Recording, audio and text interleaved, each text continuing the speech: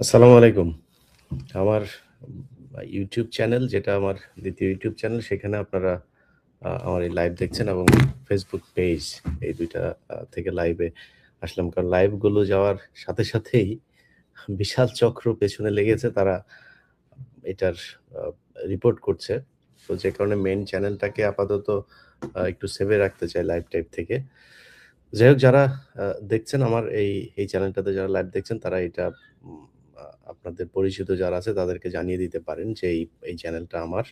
কারণ অনেকেই বিভ্রান্ত হইতে পারেন। ফেসবুক পেজগুলো যে পেজগুলো এখন আ আছে, আমার ভেরিফাই ফেসবুক পেজটা যেহেতু এখনো ফেরত পাইনি, সেই কারণে আমার এই 1.5 মিলিয়নের যে পেজটা এখন আ আপনারা দেখেন, সেটার বাইরেও অনেক পেজ বের হয়েছে যেগুলোতে নানান ধরনের বিভ্রান্তি ছড়ানো হয়। এটার ব্যাপারে আপনারা সাবধান থাকবেন।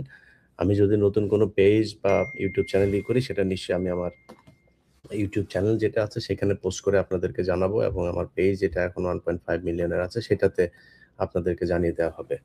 যাই হোক আপনাদের যে বিষয়টা নিয়ে আমরা কথা বলার জন্য এসেছি সেটা আপনারা নিশ্চয়ই শিরোনামে দেখতে পেরেছেন। আ বিষয় হলো যে আ ১ম প্রথমত সবশেষ যে বিষয়টা নিয়ে আমাদের বিতর্কের তৈরি হয়েছে যে আ বিসিবির পরিচালক জনাব নাজমুল হোসেন ভাই উনি একটা বক্তব্য দিয়েছেন। যে বক্তব্যে উনি বলেছেন যে, "ক্রিকেটাররা কিছুই করতে পারে না। তাদের পেছনে খরচ করা হয়। এটার পর থেকেই তারা সবাই মোটামুটি এক হয়ে আর ইন্ডিয়ার পয়সা পাওয়া মিডিয়াগুলো তো আছেই। তারা একটা নতুন সুযোগ পেয়েছে বোর্ডের বিরুদ্ধে কথা বলার।" প্রথমত হচ্ছে নাজমুল হোসেন উনি বোর্ডের অ্যা বিসিবির প্রেসিডেন্ট না। উনি বিসিবির কোনো আনুষ্ঠানিক কোনো বক্তব্য, উনার এই বক্তব্য এটা না।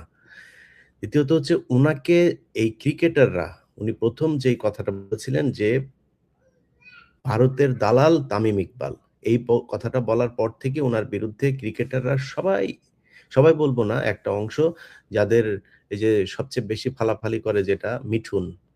এটার টেস্টের গড় হচ্ছে ১৮ আর টি-টোয়েন্টির গড় হচ্ছে গিয়ে ১০। এই বিশাল এক মানে পৃথিবীর সবচাইতে বিশ্বমানের এক অলরাউন্ডার প্লেয়ার তিনি। তিনি ব্যাপক উত্তেজনা দেখিয়েছেন। হুম? উত্তেজনা দেখায় কাপড়-চোপড় বিছনা-টিছনা নষ্ট করে ফেলার অবস্থা। উনার উত্তেজনা দেইখা আর সারাদিন উনি খালি এইটা চায়, ওইটা চায়, এটা করা যাবে না। এরে বেটা ভারতে যদি বাংলাদেশ খেলতে যায়, তোরে নিবে খেলতে। তুই কি প্লেয়ারের একাদশে আছিস? তোর এত মাথা ব্যাথা কেন? এখন এরা সবাই মিলে নাজমুল ভাইকে যেভাবে অ্যাটাক করেছেন, নাজমুল ভাই ওই জায়গা থেকে তিনি দাঁড়িয়ে থেকে তার তো খারাপ লাগতেই পারে। তিনি তো প্রতিক্রিয়া জানাইতেই পারেন।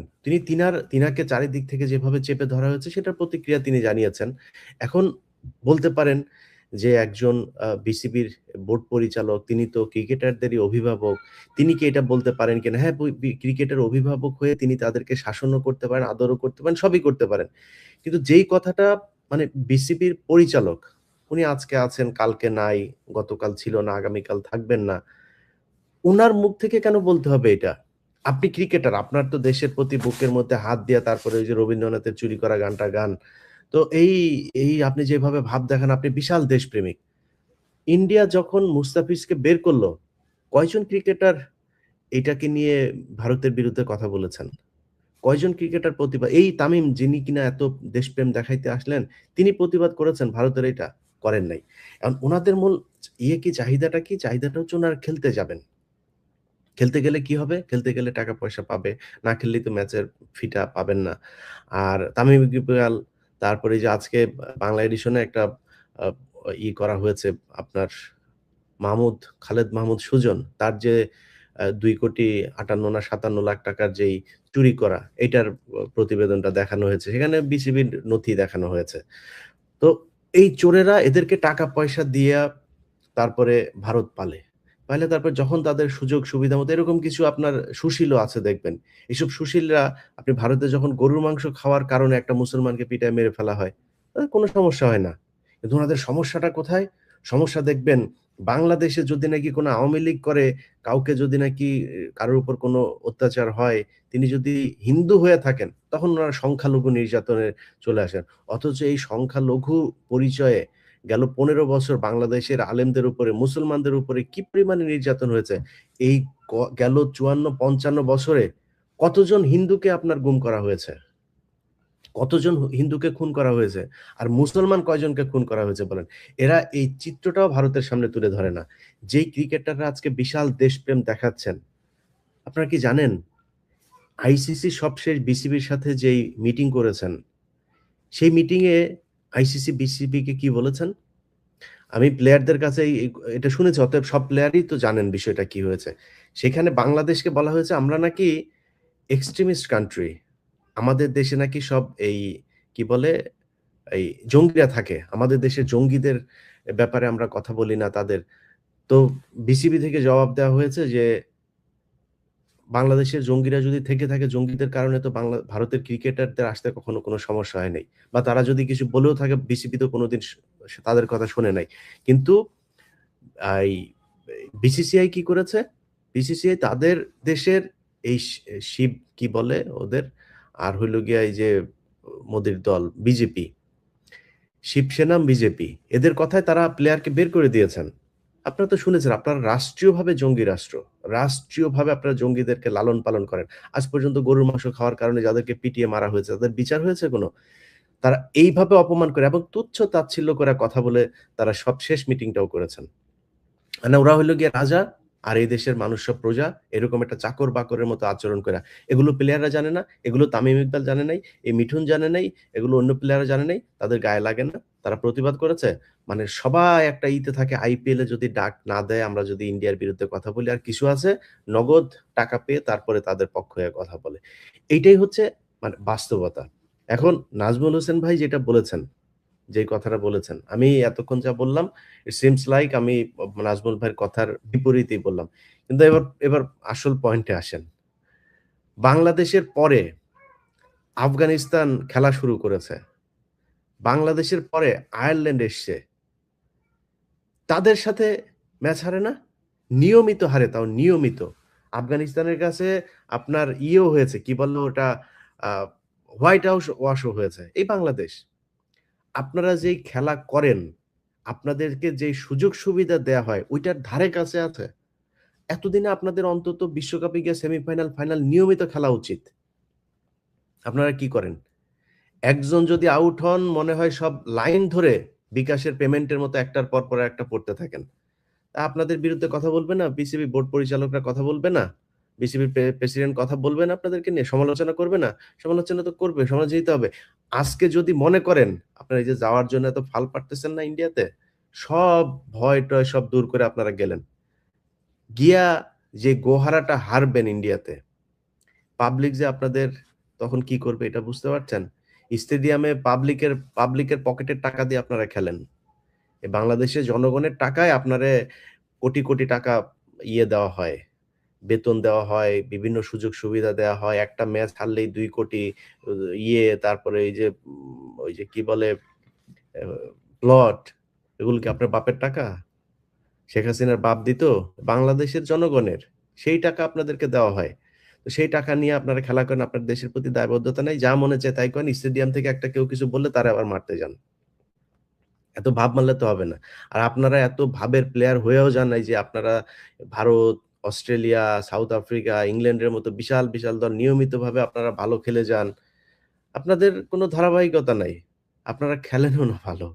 সো তারপরেও এই দেশের মানুষ আপনাদেরকে বিশাল ভালোবাসে। সেই মানুষের ভালোবাসাকে যদি আপনারা ফেরত দিতে চান, তাহলে তো মানুষের সম্মানের দিকে আপনাদের তাকাইতে হবে। এই ভারত যে অপমানগুলো আমাদেরকে গেল কয়েকদিন ধরে করল, এটার বিপক্ষে আপনারা দাঁড়াবেন না? এটার জন্য আপনারা কোনো কথা বলবেন না? আপনাদের কোনো হাঁচি-কাশি কোনো কিছু নাই। কি হইল? হঠাৎ করে আপনারা কালকের মধ্যে নাজমুল হোসেন বাংলাদেশের আমি যতটুকু জানি বাংলাদেশে এই পর্যন্ত যত বোর্ড হয়েছে সবচাইতে একদম সৎ, দক্ষ মানুষগুলো মানে যারা নিজে থেকে আসলেই দেশের জন্য চিন্তা করে, দেশের ক্রিকেটের জন্য চিন্তা করে, এই মানুষগুলো এসছে। এই মাঝখানে আসিফ আকবর আসলো। মানে সমস্যাটা কোথায় দেখেন? সমস্যাটা হইলো এইটা একটা বিরাট ধান্দাবাজির জায়গা। ধান্দাবাজিটা কিরকম? ধরেন এখানে এই যে খাবার দেওয়া, এখানে পানি দেওয়া, এখানে মাঠ পরিষ্কার। মানে এই খেলা সংক্রান্ত বিশাল বাণিজ্য আছে এই জায়গায়। এই বাণিজ্যের একেকজন একেক জায়গার সুবিধাভোগী। এই সুবিধাভোগীরা চায় না যে এখানে কোনো সৎ মানুষ আসুক। আমার আমার হাতে কিছু জিনিস আসবে আপনারা পাবেন। এই জায়গাটার নাম মনে নাই। সিরাজগঞ্জ থেকে বগুড়া না কোথায় যেন। তাদের মাইক্রোবাসের ভাড়া দিয়েছে কত জানেন? ভাড়া দেখিয়েছে কত? এই গত সাবেক যে বোর্ডগুলো ছিল। ৳১৬,০০০ একেকজনের ভাড়া দেখিয়েছে। একটা ডাবের দাম দেখে ডাব খাওয়ার ডাবের দাম দেখানো হয়েছে ৳১৮,০০০। এগুলো আপনারা জানবেন। এই যে খালেদ মাহমুদ সুজন, যে আবার কালকে ইন্ডিয়াতে খেলতে না গেলে ওর নাকি কি হয়ে যাবে বলেছে না? কেন বলেছে জানেন? কারণ এটা হলো দুর্নীতিবাজ। আজকে বাংলা এডিশনে যান আপনারা। বাংলা এডিশনে তার যে নিউজটা দেখানো হয়েছে, সে কি করেছে? বোর্ডের পরিচালকরা, এটা আমি নিজেও জানতাম না। বোর্ডের পরিচালকদের কিন্তু কোনো বাড়তি কোনো বেতন ভাতা কোনো কিছু নাই। তাদের খেলাধুলার জন্য, মাঠ দেখার জন্য, বিসিবির কোনো এই প্রকল্পের জন্য তিনি এক জায়গায় যাবেন, মনে করেন বান্দরবন যাবেন। বান্দরবন গেলে বান্দরবনে সেখানে যাওয়ার পরে হোটেলে থাকা, খাওয়া, গাড়ির ভাড়া-টাড়া যেগুলো দরকার হয় এটা। এর বাইরে কোনো কিছু নাই। এখানে সবাই স্বপ্রণোদিত হয়ে দেশপ্রেম থেকে, দায়িত্ববোধ থেকে এখানে আসেন। একটা সম্মান, আরেকটা হচ্ছে দেশের জন্য কাজ করবেন, ক্রিকেটের জন্য কাজ করবেন। এইজন্য আসেন। উনি প্রতিটা ট্যুরে টোটাল আমার কাছে আসা নথি অনুযায়ী ২,৫৭,০০,০০০ আ ১৯,৮০০ কত টাকা যেন। এই যে টাকাটা উনি আত্মসাৎ করেছেন, এই টাকার জন্য উনার বিচার হওয়া উচিত তো। উনার বিচার হইতে হবে। দুদকের বিচার করা দরকার। মানে বিসিবিরও এখন উচিত উনার বিরুদ্ধে এগুলোর করা। এর আগে বোর্ডে কারা কত টাকা তছরূপ করেছেন, তাদের করা দরকার। নারী ক্রিকেটাররা এত ভালো খেলে, তাদেরকে বলাকা বাসে করে তারপরে এই যে আপনার ফুটবল টিমটারে আপনার ইয়েতে সিলেটে পাঠিয়েছে একবার বলাকা বাসে করে। টাকার অভাব নাই তো তাদের। তারা তো ঠিকই ভিআইপি হলে যায়, তারপরে বিজনেস ক্লাসে গিয়ে এরপরে 5 স্টার হোটেলে থাকে। তাদের কোনো তার উপর আবার এই মেয়েদেরকে আপনার যৌন হয়রানি করে। এটা বোর্ডের এরা করে গিয়েছে এগুলো। তো যেহেতু এগুলো করে গিয়েছে, এখন নতুন এরা এসছে। আসিফ আকবর তো ঘাটতেরা লোক। আসিফ আকবর তো মনে করেন সে তো শুনবে না। তারে যদি একটা কিছু বলা হয়, সে তো ওইটারে প্রোটেস্ট করবে। তার উপর দিয়ে আপনি মাস্তানি করে এত কিছু করতে পারবেন না। এই যে নাজমুল হোসেন, মানে 100% অনেস্ট একটা লোক। একদম 100% অনেস্ট। মানে এটার মধ্যে কোনো চিটা-টিটা কিছু নাই। কিন্তু তাদেরকে রাখা যাবে না। এইজন্য এদের পেছনে লাগা হয়েছে। আল্টিমেটাম দিয়েছে, বাবারে কালকে দুপুরের মধ্যে উনারে করে ফেলবেন, নাহলে মিঠুন খেলবে না। মিঠুন যদি না খেলে, তাহলে আপনি বুঝতেছেন বাংলাদেশ ক্রিকেট বাঁচবে? এটা হলো বাংলাদেশের এই সাকিব আল হাসানের মতো বাংলাদেশের নয়নের মধ্যমণি হইলো গিয়া মিঠুন। মিঠুন সারা জীবন মনে করেন উনার কি রেকর্ড আছে। একা ১০ উইকেট নেওয়ার রেকর্ড আছে। একা ৩,০০০ রান করার এক ম্যাচে এক ওয়ানডে ম্যাচে ৩,০০০ রান করার রেকর্ড আছে। রেকর্ডের অভাব নাই, রেকর্ডের সরাসরি। আল্টিমেটাম দেয় দুপুরের মধ্যে নাজমুল হোসেনরে করে ফেলতে হবে। নাজমুল হোসেনরে রাখলে চুরি করা যাবে না। আসিফ আকবরে রাখলে চুরি করা যাবে না। এই যে আমিনুল ইসলাম, এদেরকে রাখলে আরেকটা মানুষ আপনাদের কাছে অনুরোধ থাকবে, বোর্ডের যদি সুযোগ থাকে, মোহাম্মদ রফিক, গ্যারান্টি দিলাম গ্যারান্টি। 100% অনেস্ট একটা লোক। এরে যদি পারেন কোন জায়গায় কাজে লাগায়েন। এই ধরনের লোকগুলো থাকলে এরা চুরি করতে পারবে না। এটা হচ্ছে সমস্যা। ইন্ডিয়ার কথা শোনানো যাবে না। যদি ক্রিকেটারদের ন্যূনতম দেশপ্রেম থাকে, আমি একজন প্লেয়ারের কাছ থেকে যেটা শুনেছি, কালকে আইসিসি, আইসিসি মানে ইন্ডিয়া। ইন্ডিয়া এবং বিসিসিআই এর ওদের নিজস্ব যেটা, এরা বিসিবির কর্মকর্তাদেরকে যে পরিমাণে তুচ্ছ তাচ্ছিল্য ছোট করে কথা বলেছে, আমার দেশকে যেভাবে ছোট করে কথা বলেছে, আমরা নাকি ফান্ডামেন্টালিস্ট। এইসব করে কথা বলেছে। আমার দেশে কোন দিন এই পুরো আমি মানে বাংলাদেশের ইতিহাসে যদি নাকি আমার একদিন দেখাইতে পারেন যে কোন হিন্দুকে কেউ কোনদিন জোর করে বলেছে যে তুই কালেমা পড়। এটার যদি কোন গ্যারান্টি দিতে পারেন, কারোর যদি বলা হয় তুই গরুর গোশত জোর করে খাওয়ানো হয়েছে। শুকরের মাংস তো আমার হারাম। ওর যেমন গরুর মাংস হারাম। তো আমারে যদি নাকি এখন বলে আ যে বাংলাদেশের কোন মানুষ কোনদিন কোন হিন্দুকে শুকরের মাংস খাওয়ার জন্য মেরেছে। আজ পর্যন্ত দেখাইতে পারবেন? কখনোই এরকম হয় নাই। বাংলাদেশী ইতিহাসে এটা কোনদিন হয় নাই, হবেও না ইনশাআল্লাহ এই দেশে। তারপরে আমরা নাকি ফান্ডামেন্টালিস্ট। আর উনার দেশে উনারা মুসলমানদেরকে গরুর মাংস খাওয়ার জন্য মারে। জোর করে ধরে নিয়ে তারপরে রামনারায়ণ পড়ায়, জয় শ্রীরাম পড়ায়। ভাই, এগুলি পড়ায় যদি নাকি হইতো, এই হিন্দু বানানো যাইতো, তাহলে তো ভাই সারা পৃথিবীতে বহুত হিন্দু থাকতো। আপনারা ধর্মনিরপেক্ষতা, আপনারা আ এই এই এই কি বলে বাক স্বাধীনতার কথা বলেন।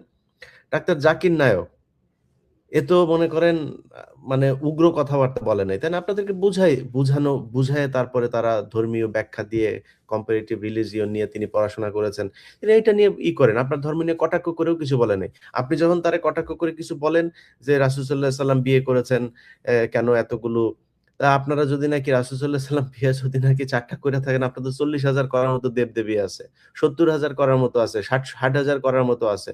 তা আপনার এ এ ওইটা নিয়ে আপনার গায়ে লাগে না? তখন আপনার বুঝানো হয়। এখন ডক্টর জাকির নায়েকের সবচাইতে বড় যেটা, সেটা হইছে যে উনি কি করেন?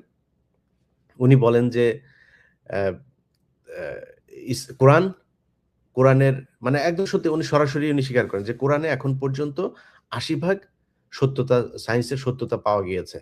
২০% পাওয়া যায় নাই। পাওয়া যায় নাই মানে এখনো প্রমাণ হয়নি। প্রমাণ না হওয়া মানেই আজ থেকে এ ১০০ বছর আগে কি মোবাইল ইউজ করতে পারত নাকি? আজ থেকে ১০০ বছর আগে কি এই কোন মায়ের পেটে ছেলে হবে না মেয়ে হবে সেটা জানার সুযোগ ছিল নাকি? তো অনেক কিছুই আগেও আবিষ্কৃত হয় নাই। এখন আবিষ্কৃত হচ্ছে। এই আবিষ্কার হয় নাই তার মানে কি এটা সম্ভব না? এটা মিথ্যা? না, আবিষ্কার হয় নাই মানে হয় নাই। একসময় মানুষ জানতো যে এই সূর্য ঘোরে, এখন জানে পৃথিবী ঘোরে। তার মানে কি সায়েন্স তো ভুল করেছিল। যে সায়েন্স ভুল করেছিল দেখে সায়েন্সের কোন কিছু মানা যাবে না। কিন্তু কোরআনের আজ পর্যন্ত যা প্রতিষ্ঠিত হয়েছে, জানে না সেটা অন্য জিনিস। কিন্তু যা এসেছে কোনটা কি মিথ্যা প্রমাণিত হয়েছে? হয় নাই তো। তো ডাক্তার জাকির নায়েক সেটাই বলেন। সেই লোকটাকে আপনি ওই দেশে থাকতে দেন নাই। কারণ কি? ওই দেশে যদি আর ৫ বছর জাকির নায়েক থাকতো, তাহলে তো আপনি আর লোক খুঁজে পাইতেন না। লোকই খুঁজে পাইতেন না। এখনই তো আপনাদের এই চুনামুনা নিয়ে তো মানুষের নানান আ প্রতিক্রিয়া। আপনার দেশের লোকজন, একজন বিচারপতি ঐদিন ভারতের। তিনি বলছেন মানে খুব মানে যৌক্তিক কথা। উনি উনার হিন্দুদেরকে ওই সাংবাদিকরা প্রশ্ন করেছে। সাংবাদিকদের বলছেন যে, "আপনি কেন গোমাংস নিয়া গরু আমাদের মাতা, আ আপনি এগুলো নিয়া এই কথা বলেন কেন?" সেই লোকটা তখন বলেছে যে, "আমার এটা নিয়ে কোনো সমস্যা নাই। আপনারা যদি আমাকে মানতে বলেন আমি মানব। যদি একদিন নরেন্দ্র মোদি গরুর চোনা খায় তাইলে।" খায় নাকি? কোন ব্রাহ্মণ খায়? কোন ব্রাহ্মণ গরুর গোবর খায়? গোবর খাওয়ায় কাদেরকে? যাদেরকে খাওয়ায় তারাই মনে করেন এই যে এই কলকাতায় এসে তারপরে হুমকি দেয়। বাংলাদেশে নাকি এসে তারপরে সব দখল করে নিবে। আসিস বাংলাদেশে। বাংলাদেশ এই দেশের প্রতিটা মানুষ একেকজন যোদ্ধা। প্রতিটা মানুষ একেকজন যোদ্ধা। আর এই যোদ্ধাদের অস্ত্রের পাওয়ার নাই। কিন্তু যেই পাওয়ার আছে, সেই পাওয়ার উপর থেকে আসে। ওইটারে নিয়া লাগালাগি করে তারপরে দেশ দখল করে নিয়া যাবেন, এত সোজা না। এখন হাসিনা নাই। সো এই মূর্খ এগুলোরে দিয়েই এই যে কলকাতায় যে পশ্চিমবঙ্গের যেই মানে যেগুলোরে যেই হিন্দুগুলো আছে, এদেরকে কিন্তু সারা পুরো আমেরিকায় এদের প্রচন্ড ছোট তুচ্ছ-তাচ্ছিল্য করে দেখা হয়। বাঙালি শুনলে ভারতের কোন জায়গায় বহুত ভালো অভিনেতা আছে। বলিউডে শুধু বাঙালি এই কারণে টিকতে পারে নাই। খোঁজ নেন দক্ষিণ, উত্তর যেইখানে যাবেন বাঙালি এদেরকে প্রচন্ড ঘৃণার চোখে দেখা হয়। ভারতেই দেখা হয়। এরা এসে বাংলাদেশের উপরে চালায়। বেটা বাংলাদেশ যেটুক হাগে তোরা ওইটুক খাওয়ার সুযোগ পাইস।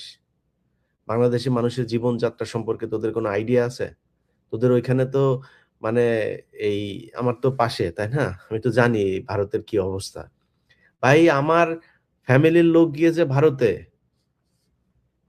বহু আগের ঘটনা। আমার মার চিকিৎসার জন্য। একটা মাছ কিনে এনেছে বড় মাছ। সে মাছ কেনার জন্য পুলিশ ধরেছে। যে, "তুমি এটা কিনছো কেন? এটা তুমি কিনতে পারবে না। কাইটা কিনতে হবে।" এই যে আমি ক্রাইসিস তৈরি করেছেন দাদা আপনি বাজারে। বুঝছেন? ওইটা কিনলে ক্রাইসিস তৈরি হয়ে যাবে। এই অবস্থা তোদের। খেয়ে এসেছেন না যেয়ে খাবেন, হ্যাঁ? বাইরে গিয়ে হাগা। এই জাতি তোরা। তোরা এসে আমাদের সাথে এসে মাস্তানি করতে আসিস। এদেরকে কাজে লাগায়েই ব্রাহ্মণরা তাদের এই একটা ধর্ম ব্যবসা করে। বললেন তো? ভাই আপনারা ভারতের পশ্চিমবঙ্গের অনেক মানুষ আছে আমার ভিডিও দেখেন। আপনাদের কমেন্ট-টমেন্ট ইমেইলে পাই। বললেন ভাই, বেশিরভাগ যদি আমার ইমেইল যারা করে মুসলমানেরাই করে। হিন্দুরা মাঝে মধ্যে থ্রেড করে। মুসলমান ভাই, হিন্দু ভাই যারা দেখেন আমার ভিডিও, আপনি একটু বইলেন আপনার পাশের ব্রাহ্মণরে একটু যায়া বলেন একটু গরুর চোনা খাইতে। আপনি তো খান, আমার কোনো সমস্যা নেই। এটা আপনার ধর্ম অ্যালাও করলে আমার কোনো সমস্যা নেই। আপনি গরুর চুনা খাবেন, আপনার ধর্ম সেই অধিকার দিয়েছে। আমার ধর্ম আমাকে অধিকার দিয়েছে গরুর গোশত খাবার। আমার আমার ধর্ম আমাকে বলেছে যে গরুর চুনা যদি তোমার গায়ে লাগে তুমি নাপাক হবা। তোমারে পাক হয়ে তারপরে ইবাদত করতে হবে। এটা আমার ধর্ম। এখন আমার ধর্ম আমি মানবো, আপনার ধর্ম আপনি মানেন। কোন সমস্যা নেই। আপনার ব্রাহ্মণরে যায়া বইলেন যে, "ভাই একটু গরুর চুনা খাও, একটু গোবর খাও।" এটা তো অনেক ভিটামিন তো, গরুর গোবরে তো অনেক ভিটামিন। একটু খাইতে বললেন। তাইলে আমরা বুঝবো যে হ্যাঁ, ঠিক আছে। মানে আপনারা বুঝবেন যে না ঠিক আছে, তাইলে এটা উনারা আমার গুরুজনেরা যা বলে তাইলে এটা ঠিকই আছে। এই ব্যবসায়ের এই যে অস্ত্র হিসাবে আপনারা কাজে লাগেন, সারা জীবন এই অচ্যুত হয়েই থাকতে হবে। আর এই কলকাতায় বসা তারপরে ভারতরে হুমকি দিতে পারবেন। এর বাইরে আর কোন কিছু পারবেন না। যাই হোক, আমরা যে বিষয় নিয়ে আলোচনা থেকে অনেক দূরে চলে গিয়েছে। বাংলাদেশ ক্রিকেট বোর্ডের ক্রিকেটারদেরকে বলব, ভাই একটু সামনের দিকে ২ দিন পরের দিকে তাকান। মনে করেন কথার কথা, আপনি এই এ আইসিসির ক্রিকেটে খেলতে গেলেন। মনে করেন খেলতে গেলেন। আমরা কিছু শর্ত-টর্ত তো তাদেরকে দেওয়া হয়েছে, আমরাও কিছু শর্ত দিয়েছে। সেই শর্তের পরে একটা সমঝোতা হইলো, আপনারা খেলতে গেলেন। এখন ২ টা অল্টারনেটিভ হইতে পারে। যেমন বাংলাদেশ ক্রিকেট বোর্ড বলেছে যে আয়ারল্যান্ডকে খালি বাংলাদেশের গ্রুপে নিয়ে আসতে, বাংলাদেশকে আয়ারল্যান্ডের গ্রুপে নিয়ে যাইতে। অর্থাৎ আয়ারল্যান্ডের ম্যাচগুলো সব শ্রীলঙ্কাতে। তাইলেই সবকিছু সমাধান হয়ে গেল। আচ্ছা, আরেকটা বিষয় বলে রাখি। বোর্ডের সাথে কালকে আইসিসির মিটিং এর একটা গুরুত্বপূর্ণ জিনিস। বোর্ড বলেছে যে, তোমরা আমাদেরকে নিরাপত্তা দিতে পারবা কিনা?" তারা বলেছে, "এটা আমাদের দায়িত্ব না।" তোমার দেশে খেলতে যাবে, তুমি এটার দায়িত্ব না। তার মানে ওরা একটা ঘটনা ঘটানোর, বাংলাদেশ ক্রিকেটকে আরো ৩০ বছর পিছায় নেয়ার জন্য একটা পরিকল্পনা ওদের আছে। ওরা বলবে, "একটা হামলা হয়েছে তো কি হইল? হতেই পারে। উনারা তো যত কিছুই করুক উনারা জঙ্গি না। মুসলমান কোন দেশে কিছু করলেই সেটা জঙ্গি।" এখন উনারা করে ফেলতে পারে, উনারা দিবেন না। তো বোর্ডের যেটা যে আয়ারল্যান্ডকে যদি এই গ্রুপে দেওয়া হয়, এই গ্রুপ থেকে যদি বাংলাদেশকে আয়ারল্যান্ডের গ্রুপে দেওয়া হয়, তাহলে ক্রিকেটের পুরো ম্যাচগুলো আমাদের হবে শ্রীলঙ্কাতে। সমস্যা কি? করেন। আইসিসি মানেই তো BCCI, Indian cricket league board. তো ইন্ডিয়ান ক্রিকেট বোর্ড এটা বললেই হয়ে যায়। আর এটা তো খুব যৌক্তিক বিষয়। আপনারা নিজেরাই বলেছেন যে আপনার দেশে নিরাপত্তা ঝুঁকি আছে। প্লেয়ারদের আপনি নিরাপত্তা দিতে পারবেন। তো আমার প্লেয়াররা কেন যাবে? আর আমার প্লেয়াররা কেন যারা যাইতে চাচ্ছে, প্রশ্নটা হইলো এখন তাদেরকে নিয়া। তারা এইটা নিয়ে কোনো কোয়েশ্চেন করে না যে ভারত আমাদেরকে কেন দিবে না? কিন্তু উনাদের এর আগে পাকিস্তানের সমস্যা ছিল না। পাকিস্তান রাষ্ট্রীয়ভাবে বলেছে, আমরা আমরা গ্যারান্টি দিচ্ছি তোমাদের জন্য ১২ স্তরের নিরাপত্তা দিতে চেয়েছে। যায় নাই। এই বাংলাদেশ ক্রিকেট বোর্ডই যায় নাই। তখন যান নাই কেন? এই ক্রিকেটারদের ভেতরে কেউ এটার বিরোধিতা করেছে। পাপন নিজে স্বয়ং যেতে চেয়েছে। তারপরে উনারা যান নাই। তো আপনারা কেন করেন নাই তখন? এখন আপনাদের খুব যাওয়ার জন্য পারাপারি শুরু করেছেন। এই সবকিছু হইছে ভারতের যেই পয়দা করা, ৭১ এ পয়দা করা যেগুলো, এগুলোর মাধ্যমে যে নতুন যে প্রজন্ম তৈরি করেছে পয়সার মাধ্যমে, এগুলোরে দিয়ে আমাদেরকে এই ন্যারেটিভ তারা তৈরি করতে চায়। যাই হোক, ক্রিকেট বোর্ডের চেয়ারম্যান সহ পরিচালক, আপনাদের সাথে এই দেশের মানুষ আছে। আপনাদের যেই সিদ্ধান্ত নিয়েছেন, এই সিদ্ধান্তের সাথে বাংলাদেশের মানুষ এক একাত্মতা ঘোষণা করেছে। এরপরেও যদি কোনো পরিস্থিতিতে কোনো হিসাব-নিকাশ মিলে গেলে যদি ভারতে যাওয়াই হয় বা শ্রীলঙ্কাতে গিয়ে খেলা হয়, অর্থাৎ এই বিশ্বকাপে যদি বাংলাদেশ দল পার্টিসিপেট করে, এই ২ দিন পরে বাংলাদেশ ক্রিকেটাররা মাথায় রাইখেন কিন্তু। আপনারা খেলা করছেন সেই ৯৭ সাল থেকে, মানে বিশ্বকাপে। আর সেই ৯৭ এর আগে আরো কত বছর আপনাদের পেছনে টাকা-পয়সা ঢেলেছে। ৯৭ থেকে এদিকে হইলো গিয়া ২৬ বছর, ওইদিকে ৩ বছর, ২৯ বছর, ৩০ বছর, ৩ দশক আপনারা খেলা করছেন। ১ম রাউন্ড থেকে বের হইলে কিন্তু দেশে ঢোকার সময় কিন্তু পাবলিক আদর আপ্যায়ন করবে। এটা কিন্তু মাথায় রাইখেন। সো বাংলাদেশের মানুষের আবেগ নিয়ে খেলা না কইরা ক্রিকেট খেলেন, ভালো খেলেন, বাংলাদেশের সম্মানের জন্য কথা বলেন। যেইটা করলে দেশের সম্মান থাকবে। শুধু নিজের পকেট ভরার জন্য খেলবেন, আপনারে কেউ কিছু বলতে হয় না। আপনি পারলে ক্রিকেটার হয়ে গেছেন দেইখা মাঠের একজন এই দর্শক আপনারে কিছু বললে আপনার গায়ে লেগে যাবে। তারে ব্যাট ছুঁড়া মারবেন, ক্যাপ ছুঁড়া মারবেন, লাথি মারবেন, ঘুষি মারবেন। এটা করা যাবে না। এখান থেকে বের হয়ে আসতে পারবেন। এই দেশের মানুষের টাকায় আপনি চলেন। এত সুযোগ সুবিধা বাংলাদেশের কোন সেক্টরের কোন এমপ্লয়িদেরকে দেওয়া হয় না যেটা আপনাদেরকে দেওয়া হয়। যাই হোক, সবাই ভালো থাকেন। খুব জরুরি লাইভটায় আসতে হলো। এইজন্য লাইভে আসলাম। আর যেটা শুরুতেই বলেছি আপনাদেরকে যে আমার Facebook পেজ, YouTube এগুলো নিয়ে আপনারা জানেন যে নানান সমস্যা চলছে। তো আমার যেই নতুন YouTube চ্যানেলটা সেটা আপনাদেরকে এখানে লাইভে আপনারা যেটাতে দেখলেন এটা সাবস্ক্রাইব করবেন এবং আ আপনার যারা পরিচিত যারা আছে তাদেরকে জানাবেন বিভ্রান্ত না হতে যে আমার নামে অন্যান্য যে Facebook পেজ, YouTube যেগুলো আছে এগুলোর ব্যাপারে সাবধান থাকতে ওইখানে ছড়ানো কোনো তথ্য সেটা আমার তথ্য না। আমি আমার এই যে 1.5 মিলিয়ন এখন আছে যেটা, এটার পেজ এবং YouTube চ্যানেল যেটা এই যে 6.5 লাখ মতো যেটা আছে, এটা একটা নতুন পেজ। আর 15 মিনিটস নামে যেটা এখন লাইভ আপনারা দেখছেন, এটার 30,000 মতো সাবস্ক্রাইবার আছে। আর আগের যেটা আছে সেটা তো আছেই 5 মিলিয়নের কাছাকাছি। এর বাইরে আমার কোনো Facebook পেজ, YouTube চ্যানেল যদি করে থাকি সেটা অবশ্যই আমাদেরকে আমার YouTube চ্যানেলের 5 মিলিয়ন যেটা আছে সেটাতে আপনাদেরকে জানানো হবে। সবাই ভালো থাকবেন। আল্লাহ হাফেজ।